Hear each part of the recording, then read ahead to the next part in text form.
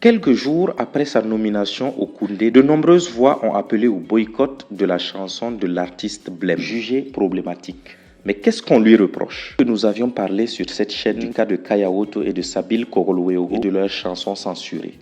Aujourd'hui, c'est le tour de Blême. Sa chanson Safi est sortie en début 2023 et a fait un carton auprès des mélomanes pour son rythme entraînant et son refrain mémorable. Mais depuis quelques jours, beaucoup appellent au boycott de la chanson. Dans sa chanson, Blême se réjouit que Safi soit devenue folle et qu'à présent tout le monde pouvait profiter d'elle. Ce qui était impossible avant parce que Safi n'avait Dieu que pour ceux qui avaient de l'argent. Pourquoi cette chanson est-elle problématique? Pour en parler, nous avons avec nous Ophélie, juriste de formation et écrivaine. D'abord, je dois dire que ça a été vraiment pénible de devoir écouter et regarder le clip parce qu'il y a quelques mois que le clip est sorti et à l'époque, j'avais déjà signalé. J'avais signalé sur les réseaux sociaux. La première fois que j'ai vu le clip, c'était sur le compte Instagram de Hamdi que je suivais et que j'ai arrêté de suivre à cause de ça parce que pour moi, c'était tout simplement scandaleux. Quand la chanson est sortie officiellement, j'ai encore identifié des gens, des féministes, des organisations, le ministère des droits de la femme. Bref, parce qu'à l'époque, tout le monde acclamait la chanson. Le contenu de la chanson est vraiment très problématique. Parce que en tant que moréphone, le moré a beaucoup de subtilité de langage. Pour faire passer un message, on peut le faire passer par des proverbes, par des analogies, par des métaphores. Cette chanson-là a un contenu très clair et très direct. Et le refrain dit « Je remercie Dieu parce que sa fille a perdu la raison. C'était une fille qui ne se donnait que rarement, mais maintenant nous couchons avec elle gratuitement. Applaudissez. Elle ne sait plus qui est en face d'elle. Plus besoin d'être un beau gosse ou d'avoir de l'argent. L'affaire est dans le sac. » C'est violent. J'ai envie de mettre ça sous le compte de l'insouciance et de me dire que, comme Damso dit, c'est trop jeune pour comprendre l'impact des mots. Et par contre, l'artiste, lui, on va dire que je mets ça sous le coup de l'insouciance vraiment. Mais la production, je pardonne pas quoi, parce que les personnes qui ont produit ça, à un moment, il faut arrêter. Voilà. Et le contenu est problématique dans le visuel aussi parce que dans le visuel, il y a quand même une histoire qui est racontée. Il y a une narration qui est faite d'une femme qui se portait bien, qui devient clairement folle à un moment, qui perd la raison. Et après, on a tout cet imaginaire d'hommes habillés en blanc qui font une sorte de procession et qui acclament le fait qu'ils puissent la violer. Et c'est vraiment stricto sensu, c'est-à-dire la traduction textuelle du texte qu'ils ont mis en visuel. Et ils se moquent, ils rigolent. Waouh, c'est d'une cruauté vraiment rare. Sexiste, misogyne, encourageant au viol et à l'abus de personnes vulnérables. Voici ce qui est reproché à la chanson de Blême. D'autres, par contre, comparent Safi à des chansons de grands noms de la musique burkinabé qui ont utilisé les mêmes procédés, c'est-à-dire un langage cru et coloré pour sensibiliser. Il faut éviter. C'est un artiste est fait pour choquer. Un artiste est fait pour choquer. À ce niveau-là. S'il fait quelque chose et que ça ne choque pas, il n'a pas atteint son but. La jeunesse d'aujourd'hui, là, on a la tête dure. Tant qu'on ne nous choque pas, là, on ne peut pas. Dieu merci, voilà, il a choqué. Mais au lieu de s'attaquer au problème, on s'attaque à la personne. C'est juste pour dire à nos soeurs de faire attention. Si vous triez, tôt ou tard, vous allez tomber sur des démons. Bon, le son phare de Hamzi qu'il a fait connaître sur tout le Burkina Faso, c'est Magné Sona. Il a insulté la nudité des femmes. Et tout le monde a aimé. Personne n'a censuré. David le combattant a chanté ça. On l'a censuré, arrivé un moment, ça a fait du bruit. Mais c'est passé. Il y a le grand, comment on appelle ça?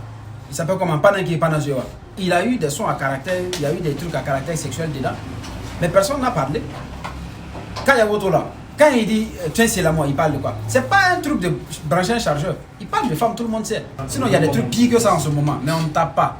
Si tu as du poids, on ne te censure pas bêtement comme ça. S'il a été nominé au Koundé là, c'est parce qu'il y a des responsables qui se sont assis, qui ont vu son travail artistique et qui ont souligné certains traits qui méritent d'être révélés. C'est pour cela qu'il a été un nominé. L'artiste lui-même s'est exprimé sur le sujet sur sa page Facebook. Cette chanson a été selon lui inspirée de l'affaire Porta Potty. Il se défend de vouloir sensibiliser la jeunesse à se battre dignement et à refuser la facilité. L'artiste dit que on lui fait une censure parce que le contenu est à caractère sexuel. Pour moi, ça tient pas. Ça tient pas parce que la sexualité, c'est une thématique qui a toujours été chantée au Burkina Faso. Peu importe les âges, on a la chanson Panankim Panazwe de Jean-Claude Bamouro, on a la chanson Zambela de la famille Bassavé.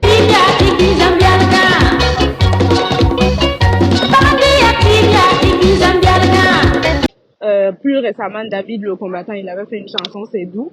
Et effectivement, cette chanson n'a pas été projetée sur les antennes.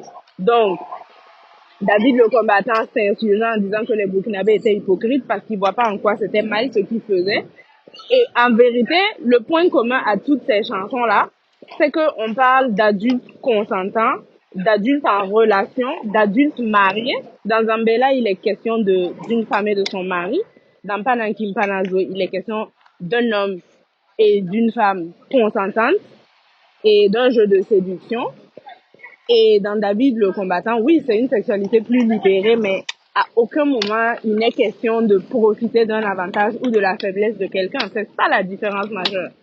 On utilise souvent la culture burkinabé ou la culture africaine pour justifier les mauvais comportements ou en tout cas les traditions et les coutumes qui n'ont pas lieu d'être parce que c'est des choses qui portent atteinte à plusieurs personnes et qui, dans le fond, sont très discriminatoires. Et pour moi, faut pas faire cet amalgame-là parce que notre terroir musical est très riche. L'argument qu'il utilise, c'est l'argument de la sensibilisation. Il met en exergue l'affaire Porty Porta qui s'est passée en disant que lui, il voulait sensibiliser les filles à plutôt être dans la dignité plutôt que dans l'appât du gain. Encore une fois, c'est un argument fallacieux parce que, comme je dis, le texte est trop direct et le texte est trop directif et cru.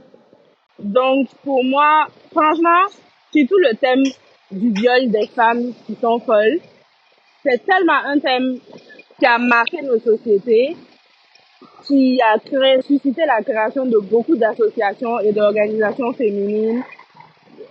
Idrissa Ouedraogo, par exemple, c'est quelqu'un, le viol, c'était même pas des folles, mais le viol qui est couvert de façon sociétale et traditionnelle, il s'est tellement battu contre ça à travers son art. Moi, je pense que s'il avait entendu une chanson comme ça, il doit se retourner dans sa tombe.